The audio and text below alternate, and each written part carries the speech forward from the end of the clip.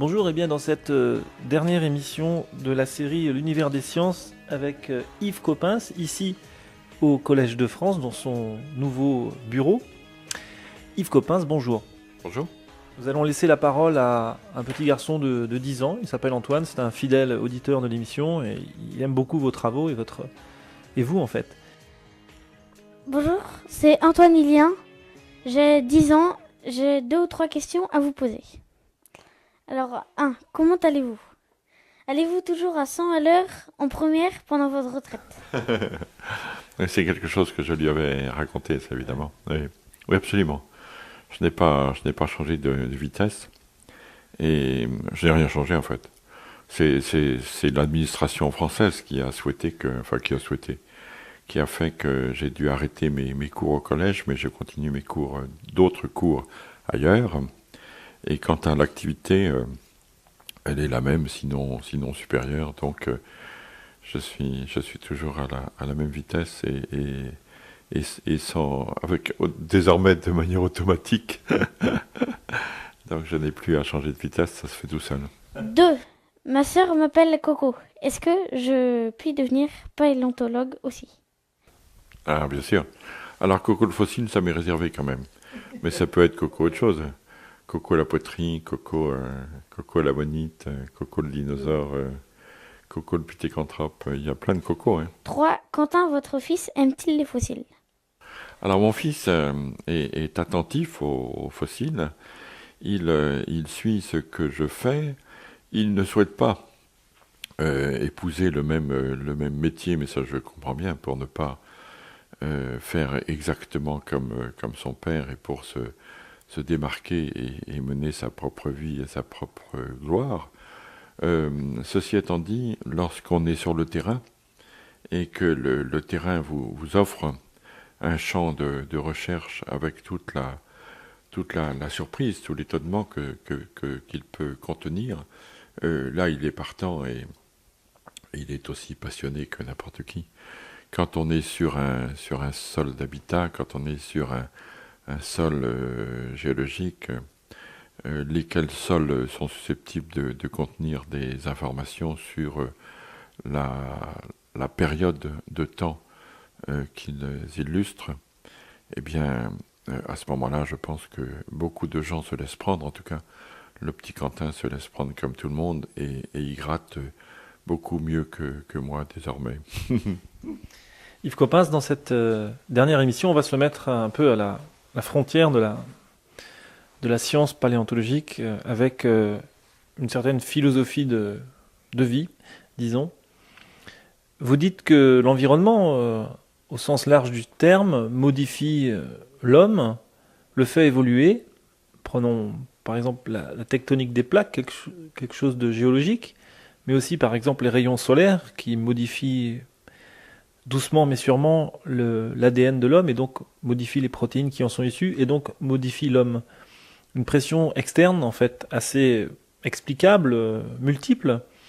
Et vous me disiez en 2003, si je me souviens bien, qu'il y avait peut-être aussi une certaine pression interne. Est-ce que votre opinion ou est-ce que les faits ont modifié cette assertion, Yves Coppens?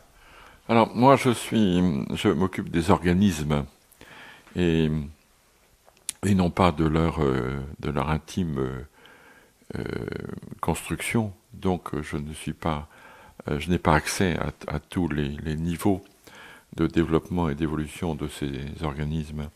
Mais j'ai été convaincu, et je suis toujours convaincu, de l'importance du rôle de l'environnement sur ces organismes. Et récemment, un biologiste m'a raconté quelque chose qui m'a beaucoup plu. Il m'a dit qu'il faisait de l'évolution expérimentale, ce qui est quand même courageux. Et évidemment, il fait ça sur les bactéries parce que les bactéries se reproduisent plus vite que des organismes de la taille des humains ou à plus forte raison des éléphants. Et ces bactéries, lorsque il les soumet à des antibiotiques, réagissent d'une façon qui m'est agréable, si j'ose dire. Je veux dire que elle donne raison à la fois aux généticiens et à moi-même.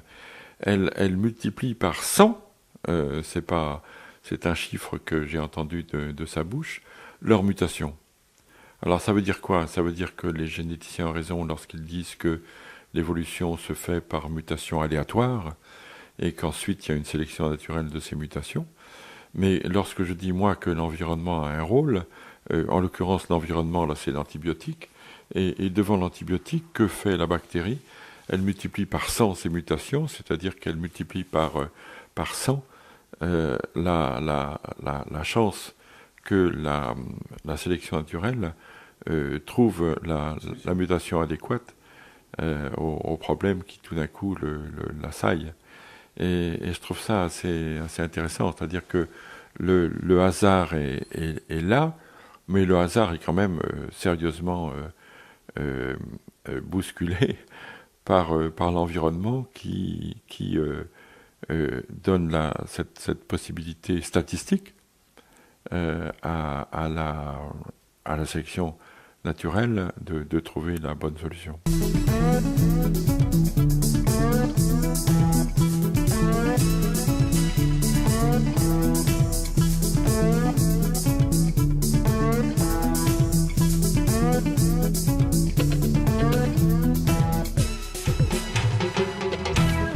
L'univers des sciences, Ronan Festock. Est-ce que ça veut dire, Yves Coppens, qu'en extrapolant, pas de sollicitation externe, antibiotiques, rayons solaires, tectonique des plaques, changement climatique, assèchement, pas d'évolution? Je pense, oui. Je pense à ce moment-là, oui, parce que si c'est véritablement, sauf s'il y a plusieurs évolutions, mais si c'est en effet le moteur, et je pense qu'il n'y en a qu'un, le moteur de l'évolution, si on arrête le moteur, l'être vivant reste dans son équilibre, et s'il est en équilibre dans son milieu, tout va bien. Si le milieu change, il est en déséquilibre, et s'il n'y a pas le moteur dont on vient de parler, eh bien, il s'éteint, quoi, tout simplement. Mais vous me disiez en 2003, Yves Coppens, que vous vouliez connaître le moteur de l'évolution, je vous cite, en 2003. Donc 2009, c'est l'année Darwin. Est-ce que on arrive quand même à expliquer, si on regarde le fait, l'évolution donc de la bactérie en passant par l'Homo sapiens, l'Homo habilis, l'Australopithèque, enfin l'Australopithèque d'abord, c'est ça, et l'Homo habilis ensuite. Il y a aussi donc une évolution, une autre évolution que physique qui apparaît, et l'amour là-dedans, la cohésion. On dirait que ça c'est quelque chose. Est-ce que vous me disiez en 2003 que ça pouvait peut-être s'expliquer aussi par la sélection naturelle, l'amour, vraiment? Oui, c'est-à-dire que en ce sens, Darwin a eu cette idée géniale, en tout cas cette synthèse géniale de parler de la sélection naturelle. Elle l'est démontrée aujourd'hui chaque fois qu'on aborde un de ces problèmes d'évolution. D'ailleurs, excusez-moi Yves Coppens, je vous coupe, mais est-ce que à propos de la sélection naturelle, il y a une expérience qui s'est faite sur, je crois, ça s'est observé sur 15 ans d'évolution sur un animal, je ne sais plus si c'est une grenouille ou un oiseau, je crois que c'est un oiseau. On a vu l'évolution à l'œuvre. Vous êtes au courant de ça? Oui, c'est-à-dire que sur un temps donné, évidemment, comme rien n'est stable, l'être vivant bouge aussi. Par exemple, en ce moment, même les humains subissent, malgré le développement de leur culture, qui ralentit quand même un petit peu cette évolution biologique, même les humains aujourd'hui évoluent. Et on est en train de constater que beaucoup de populations soumises à la malaria, par exemple, sont en train de développer des défenses contre le palu, contre le paludisme, faute de vaccin qui n'est toujours pas inventé. Donc l'évolution existe. Alors quand vous parlez d'amour, bien sûr que le choix des alliances entraîne forcément un certain visage d'une population, lequel visage peut lui-même évoluer en fonction de l'importance de l'effectif de la population et du choix des conjoints et du même coup de l'interfécondité et de ces produits. Mais si j'ose dire, c'est en second plan par rapport à la sélection qui, elle, est au charbon, monte en première ligne, et qui est la sélection due à ce moteur de la mutation aléatoire. En 2008-2009, donc, vous l'avez dit, l'évolution culturelle a presque dépassé ou cache en tout cas l'évolution morphologique. Il y a aussi donc l'évolution technologique. Actuellement, 50 millions de portables, vous l'avez dit dans la première émission, les iPods, les iPhones, ce genre de choses qui sont censés nous faire entrer en communication avec les autres. En réalité, on constate une tendance inverse, un isolement toujours plus grand. Est-ce que ça aura des conséquences sur notre évolution psychique, psychologique? Est-ce qu'on peut prévoir quelque chose d'ailleurs? Prévoir, c'est toujours difficile, et puis en général, on se trompe. Mais ce que l'on peut dire quand même, c'est que l'évolution technologique, il faut la recevoir. Il faut la recevoir et s'en servir. La multiplication des communications, pourquoi pas. Elle est en cours, donc on voit bien ses effets. Entraînant une plus grande solitude, oui, c'est pas impossible. Mais tout bouge et la culture fait aussi que psychologiquement, bien sûr, on bouge. Mais il faut en prendre le bon côté et laisser faire. Il n'y a aucune raison d'arrêter ces développements technologiques qui sont quand même magiques. Enfin, moi, je suis épaté devant mon petit appareil de rien du tout que mon fils m'a offert. Hein. Autrement, je l'aurais peut-être pas acheté de moi-même. Mais ce petit appareil de rien du tout sur lequel je reçois non seulement les appels, mais en plus les textos et en plus les courriers électroniques. Et je communique avec quiconque, où qu'il soit sur la Terre. Et s'il était sur la Lune, je pense que la communication passerait aussi. Et sur Mars, j'ai essayé d'appeler, mais pour le moment, il n'y a personne, il n'y a pas d'abonnés. Ça va venir. Justement, Yves Coppens, limite de la science, là, c'est la dernière partie de cette émission. Théodore Monod, donc on a parlé hors micro, le célèbre savant que j'aime beaucoup et dont j'en parle souvent dans mes émissions, disait que dans le domaine de la cryptozoologie, disait que par exemple un jour on arriverait peut-être à démontrer que le Yeti, Bigfoot pour certains, et Almasty pour d'autres, existe. Et là je crois que ça a été démontré. Est-ce que vous avez vu dans la presse qu'on a trouvé un poil de Yeti, on a analysé, il n'est ni humain ni grand singe? Ah oui, non, j'ai pas vu ça.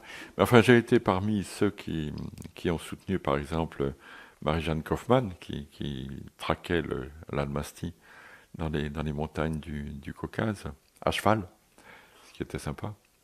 Et ça m'a été reproché, mais ça n'a pas beaucoup d'importance. Parce que quelqu'un m'a dit, c'était quelqu'un d'important, que j'aimais bien, que j'aime toujours bien d'ailleurs, que c'était comme les Korrigans de la langue bretonne. J'avais dû les rencontrer pour croire à l'Almasty. Mais j'ai pas vu cette information sur le poil de l'Almasty, mais après tout que la réalité de l'Almasty tienne à un poil, ça me plaît bien.